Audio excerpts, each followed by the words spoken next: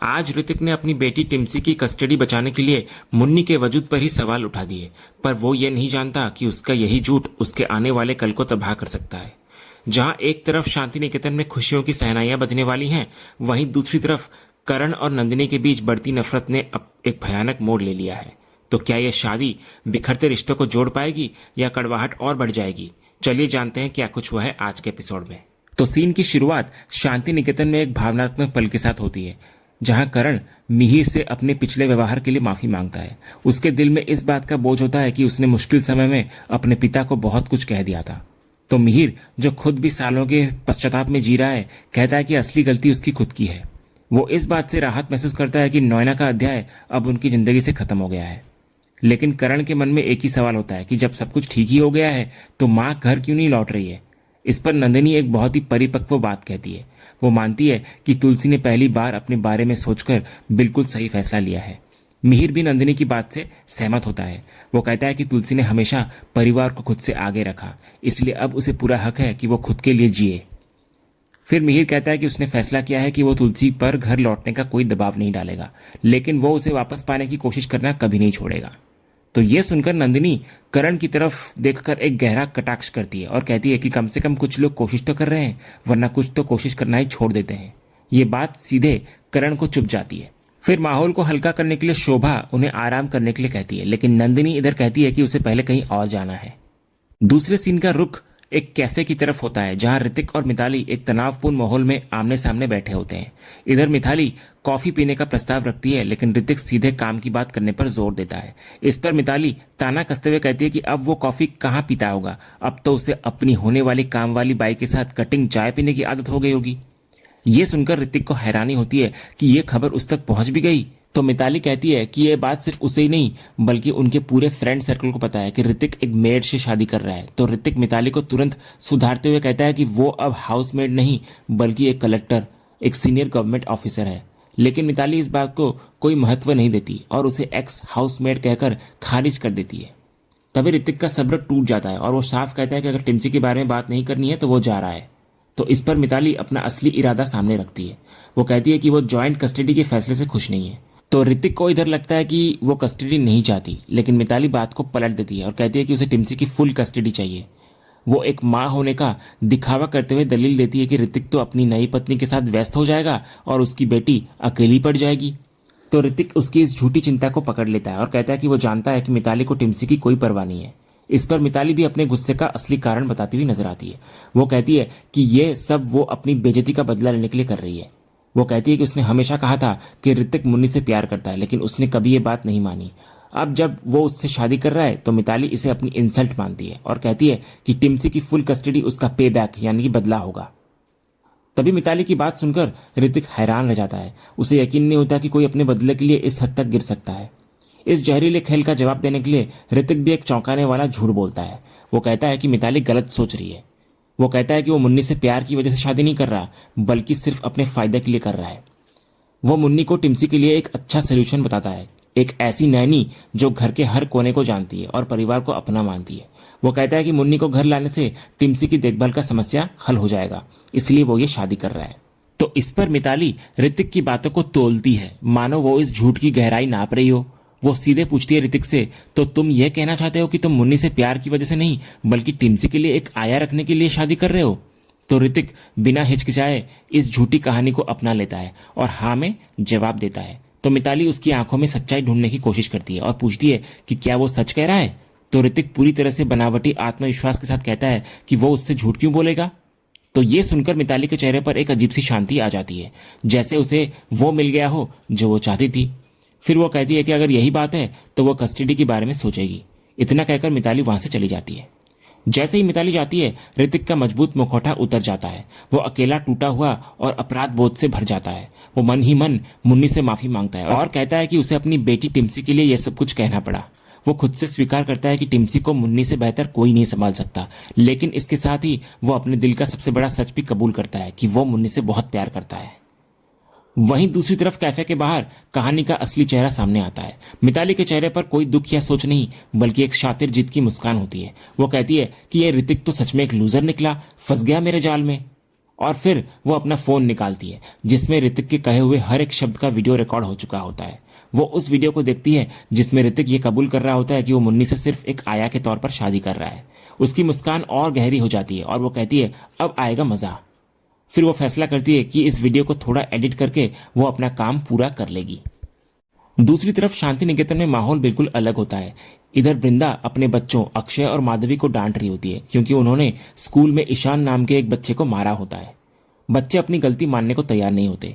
इधर अक्षय बड़ी ही बेफिक्री से कहता है कि उसने उसे इसलिए मारा क्योंकि वो अपना टिफिन नहीं दे रहा था। माधवी बात को और साफ करती है कि उन्हें उसका नया टिफिन चाहिए था, तो वृंदा उन्हें समझाने की कोशिश करती है कि यह सरासर गलत है। वो उन्हें याद दिलाती है कि जब वो उनके लिए नया टिफिन लेकर आई थी तो क्या ईशान ने उनसे छीना? नहीं ना, तो फिर उन्होंने ऐसा क्यों किया? वृंदा बताती है कि उनकी धक्का मुक्की से ईशान गिर गया और उसे चोट लग गई है, तो अक्षय बेशर्मी से कहता है कि वो खुद गिरा था। तो इस पर वृंदा का गुस्सा बढ़ जाता है और वो कहती है कि उन्होंने धक्का दिया इसलिए वो गिरा। फिर वो दोनों को आदेश देती है कि वे कल स्कूल जाकर ईशान से माफी मांगेंगे। इस पर अक्षय एक ऐसा सवाल पूछता है जो वृंदा के दिल में चुप जाता है कि वो उनकी माँ है या ईशान की। इतना कहकर दोनों बच्चे वहां से भाग जाते हैं। फिर जब वृंदा भी गुस्से में बच्चों के पीछे भागती है तो अंगद उसको रोक लेता है और उसकी इस गहरी बेचैनी का कारण पूछता है कि वो गुस्सा क्यों है। तो वृंदा कहती है कि ये गुस्सा नहीं बल्कि एक माँ की चिंता है। वो अंगद को समझाने की कोशिश करती है कि शांति निकेतन की इस आलीशान जिंदगी में सब कुछ होने के बावजूद वो अपने बच्चों को खो रही है। वृंदा कहती है कि जब वे एक संघर्ष भरी जिंदगी जीते थे तो बच्चे हर चीज की कीमत समझते थे क्योंकि वे अपने माँ बाप की मेहनत देखते थे, लेकिन अब इस बड़े घर में जहां हर सुविधा बिना मांगे मिल रही है वे बदल रहे हैं। उनका व्यवहार जिद्दी और हक जताने वाला हो गया है। वृंदा की चिंता ये होती है कि वो उन्हें चौल में कभी नहीं डांटती थी लेकिन यहाँ हर दिन डांटना पड़ रहा है। फिर वृंदा आगे कहती है कि ये उनकी जिम्मेदारी है कि वे बच्चों को इन सुविधाओं का आदी ना होने दें और उन्हें गलत रास्ते पर जाने से रोकें। उसे डर होता है कि अगर ये सब अचानक उनसे छिन गया तो वे टूट जाएंगे। इस पर अंगद वृंदा को शांत करने की कोशिश करता है और कहता है कि आखिर वे बच्चे ही हैं। वो मानता है कि वृंदा सही कह रही है, लेकिन उसे भरोसा होता है कि बच्चों में उनके दिए हुए संस्कार जरूर काम आएंगे, ठीक वैसे ही जैसे उसके अंदर अपनी माँ के गुण आए हैं। लेकिन वृंदा इस तर्क से सहमत नहीं होती। वो कहती है कि यही तो बच्चों की बुनियाद रखने का सही समय है। वो कहती है कि अगर इस उम्र में वे बिगड़ गए तो गलती उनकी नहीं बल्कि एक माँ बाप के तौर पर उनकी होगी कि वे उन्हें अच्छे संस्कार नहीं दे पाए। तो ये सोचते ही वृंदा की आंखें भर आती है और वो टूटकर अंगद के गले लग जाती है। वो रोते हुए अपने सबसे बड़े डर को बयां करती है कि कहीं वे अच्छे माँ बाप बनने में नाकाम ना हो जाए। तो वृंदा को इस तरह टूटा हुआ देखकर अंगद उसको संभालता है। वो कहता है कि वो एक माँ होने के नाते बहुत ज्यादा और भावनात्मक रूप से सोच रही है। वो फिर वादा करता है कि वो खुद बच्चों से बात करेगा और उनको समझाएगा। वो उसे घर में आने वाली शादी के माहौल की याद दिलाकर खुश रहने के लिए कहता है। दूसरी तरफ एक बेहद भावुक और दिल को छू लेने वाला पल आकार ले रहा होता है। तुलसी मुन्नी के गले में नेकलेस ट्राई कर रही होती है, लेकिन तभी कृति की नजर मुन्नी के आंसुओं पर पड़ती है जहां वो रो रही है। तो कृति और तुलसी को लगता है कि शायद मुन्नी को हार पसंद नहीं आया, लेकिन मुन्नी के आंसू किसी शिकायत के नहीं बल्कि बेपनाह खुशी के होते हैं। वो कहती है कि ऐसी कोई बात नहीं है। फिर वो तुलसी से कहती है कि आपके होते हुए मुझे कभी अपनी माँ की कमी महसूस नहीं हुई। वो कहती है कि मैंने अपनी पूरी जिंदगी आपके साथ बिताई है और जो कुछ भी सीखा है आप ही से सीखा है। फिर वो तुलसी से कहती है कि उसने सपने में भी नहीं सोचा था कि उसकी शादी उसके हाथों से होगी। वो खुद को बहुत भाग्यशाली मानती है और तुलसी को माँ कहकर धन्यवाद देती है। इस पर तुलसी का दिल भी भर आता है। वो कहती है कि भाग्यशाली तो वो है क्योंकि बेटी का कन्यादान करने का सौभाग्य हर किसी को नहीं मिलता। वो प्यार से मुन्नी को समझाती है कि शादी के वक्त दुल्हन का रोना अच्छा नहीं माना जाता। वो यकीन दिलाती है कि उसके माँ बाप जहां कहीं भी होंगे उसे इतना खुश देखकर उन्हें बहुत संतोष मिलेगा। तभी इसी भावुक पल के बीच घर में खुशियों की एक और लहर आती है। करण, नंदिनी और बाकी परिवार वाले तुलसी से मिलने पहुंचते हैं। इसके बाद एक खूबसूरत मिलन होता है। तुलसी अपने बच्चों यानी कि करण और नंदिनी से गले मिलती है। वो समायरा को भी देखकर हैरान होती है कि वो कितनी बड़ी हो गई है। इधर नंदिनी मुन्नी को गले लगाकर उसकी और ऋतिक की शादी के लिए अपनी खुशी जाहिर करती है और कहती है कि ऋतिक बहुत किस्मत वाला है जो उसे मुन्नी जैसी पत्नी मिल रही है। करण भी मुन्नी की तारीफ करता है और कहता है कि उसे गर्व है कि वो अब एक कलेक्टर बन गई है। इस पर मुन्नी पूरी विनम्रता से अपनी सफलता का सारा श्रेय तुलसी को देती है। इधर नंदिनी भी उसकी बात से सहमत होती है। दूसरे सीन का रुख रेस्टोरेंट की तरफ होता है जहां परी अजय का इंतजार कर रही होती है। इधर अजय ट्रैफिक में फंसने के कारण कुछ मिनट देर से पहुंचता है और आते ही माफी मांगने लगता है, लेकिन परी उसे तुरंत रोक देती है और कहती है कि माफी की कोई जरूरत नहीं है। वो कहती है कि तुम्हारे लिए तो कोई भी इंतजार कर सकता है। इधर परी की बातों में एक अजीब सी उलझन होती है। वो कहती है कि अजय को उसके साथ इतना अच्छा नहीं होना चाहिए। असल में माफी तो उसे मांगनी चाहिए अजय से और उसके परिवार से, क्योंकि गलतियां अजय ने नहीं बल्कि उसने की है। इधर अजय परी को समझाता है कि वो कई बार माफी मांग चुकी है और उसे अपने बारे में इतना बुरा सोचने की जरूरत नहीं है। वो कहता है कि वक्त के साथ इंसान बदल जाता है और उसने खुद परी को बदलते हुए देखा है। इसके बाद जब अजय पूछता है कि उसने उसे क्यों बुलाया, तो परी अपने दिल की सबसे बड़ी चिंता उसके सामने रख देती है।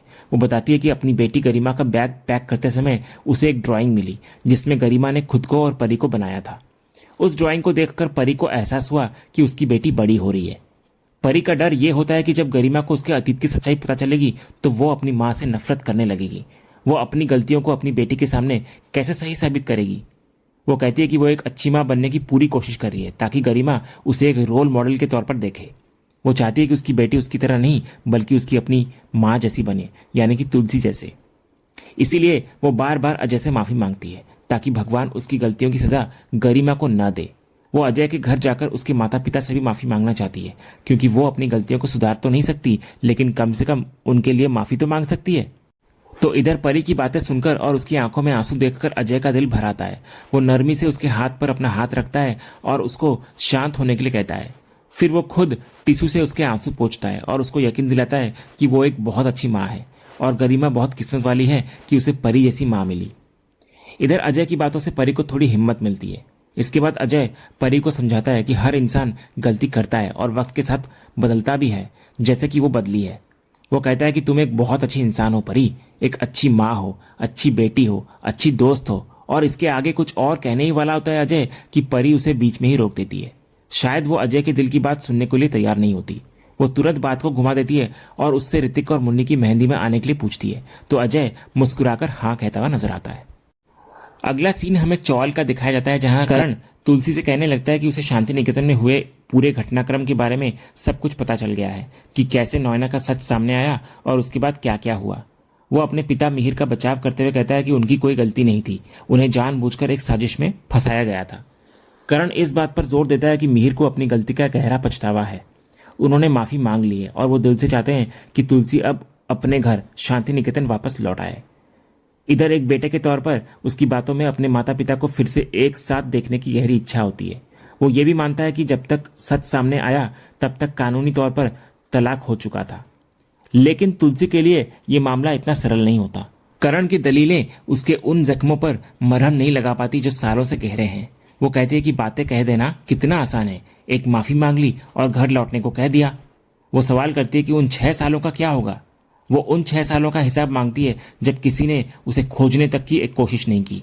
वो उन 6 सालों को कैसे भुला दे जब समाज के सामने उसके अपने घर में नॉयना को उसकी जगह दे दी गई थी। तुलसी का दर्द सिर्फ उन 6 सालों तक ही सीमित नहीं होता, वो अतीत के और भी गहरे पन्ने खोलती है। वो उन दिनों को याद करती है जब नॉयना और मीर की सिर्फ दोस्ती थी और कैसे हर दिन उसे घर में ताने सुनने पड़ते थे। उसकी तुलना हमेशा नॉयना से की जाती थी। वो बताती है कि धीरे धीरे हर रिश्ते की नाकामी के लिए उसे ही दोषी ठहराया जाने लगा। अगर वो कुछ बोलती तो उसे डांट पड़ती, अगर कोई सुझाव देती तो उस पर चिल्लाया जाता। फिर अंत में तुलसी कहती है कि अब उसका मन इन सब चीजों से उठ चुका है, क्योंकि उसको जो जख्म दिए गए हैं वे इतने गहरे हैं कि शायद कभी नहीं भर पाएंगे। इसीलिए उसके लिए अब शांति निकेतन लौटना संभव नहीं है। तभी करण फिर से तुलसी को मनाने की कोशिश करता है, लेकिन इस बार नंदिनी उसको रोक देती है। वो गुस्से में कहती है कि करण को अपनी माँ की तकलीफ दिखाई नहीं दे रही क्या। वो कहती है कि एक औरत के लिए अपने पति को किसी और के साथ देखना उसे अंदर से मार देता है, लेकिन मर्द ये बात कभी नहीं समझेंगे, क्योंकि धोखा देना उनकी फितरत में होता है। वो समाज के दोहरे मापदंड पर सवाल उठाती है। तभी करण और नंदिनी की ये बहस इतनी बढ़ जाती है कि तुलसी को उन्हें रोकना पड़ता है। वो उन्हें अपनी नहीं तो कम से कम अपनी बेटी समायरा का लिहाज करने को कहती है। तो तभी समायरा वहां आती है और एक ऐसी बात कहती है जो सबका दिल तोड़ देती है। वो कहती है, इट्स ओके बा, मुझे आदत हो गई है। इतना बोलकर वो बाहर चली जाती है। इसके बाद तुलसी अब सीधे करण और नंदिनी से उनके रिश्ते के बारे में पूछती है कि चल क्या रहा है। तो करण कहता है कि नंदिनी भारत वापस आना चाहती है, लेकिन वो अपना सब कुछ छोड़कर नहीं आ सकता। तो तुलसी इस पर उनको डांटती है कि उन्होंने अब तक इस मसले को क्यों नहीं सुलझाया। फिर वो उन्हें एक आखिरी मौका देती है और कहती है कि ऋतिक की शादी हो जाने के बाद उन्हें बैठकर एक आखिरी फैसला लेना होगा। तो इस पर नंदिनी भी एक ऐसी बात कहती है जो सबको चौंका देता है। वो कहती है कि हाँ माँ, हम भी ये शादी खत्म होने का इंतजार कर रहे हैं। उसकी ये बात साफ इशारा करती है कि वो इस शादी के खत्म होने का इंतजार कर रही है ताकि वो अपना रिश्ता भी खत्म कर सके। और इसी सीन के साथ ये एपिसोड आज का यहीं खत्म होता है। तो दोस्तों, आज का ये एपिसोड और इसका अपडेट आपको कैसा लगा, अपनी राय हमें कमेंट बॉक्स में ज़रूर बताएं। अगर आपको आज का ये वीडियो पसंद आया हो तो वीडियो को लाइक करें, शेयर करें और हमारे चैनल को सब्सक्राइब करके बेल आइकन ज़रूर दबाएं, ताकि क्योंकि सांस भी कभी बहुत है के अगले ज़बरदस्त एपिसोड का अपडेट आपको सबसे पहले मिले। धन्यवाद।